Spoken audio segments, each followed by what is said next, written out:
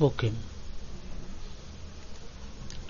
So yesterday, the last class we have seen about TM waves. Today we'll continue with TE waves of rectangular waveguide, which is bounded on all four sides. So here you can see in TE waves, EM waves of which there is no component of E in the direction of propagation, that is Ez is 0, and expression of TE waves are derived in the same manner as we have done for TM waves. So the process is same. You can go through these calculations. I am not repeating. Here obviously there for modes there are two values m and n. This point to be noted. For any particular combination of m and n will constitute one mode. Like when we go for TE10, which is the most popular mode, then 10 means one half cycle variation along x and no variation along y. So for T10 mode you can see along A, you see along this direction there is one half cycle variation, and along B it is constant. So that is why it is TE10 mode. It is TE10 mode. Okay, now propagation parameter of T and TM waves in rectangular waveguide. The analysis logic is the same. Here you can see the propagation constant. Now both m and n has come into picture, unlike parallel plate where there was only one parameter m. So here then the entire process is similar. For different values of mn you will have different propagation constant, attenuation constant and phase constant. And again, if there is minus sign here, then naturally three cases will arise when this part is greater than this, smaller or equal.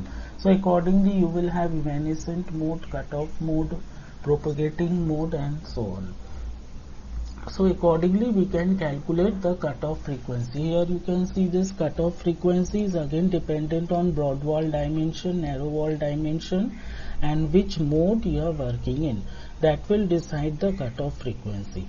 To be remembered is that cutoff frequency means if frequency greater than cutoff, then only it will propagate, wave will propagate, and just the opposite for wavelength. So here is the cutoff wavelength.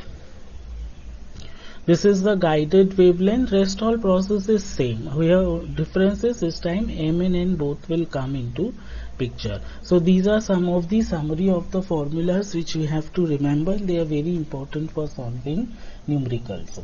And what is the dominant mode? Among different modes, the mode which has lowest cutoff frequency, that is the dominant mode of propagation.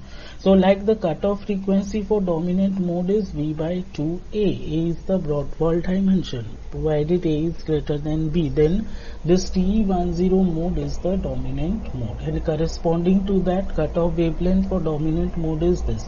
To recall again, dominant mode is the mode which has least cutoff frequency or the lowest cutoff frequency.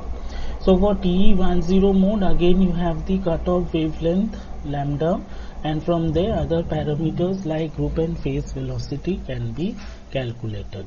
Then we have this. You can see the excitation methods for different TE and TM waves or modes. Like you can see excitation method for TE10 mode by a probe. You can see one probe, there is one central conductor is there, means it is acting like a probe, or by a loop. You can see one loop is here.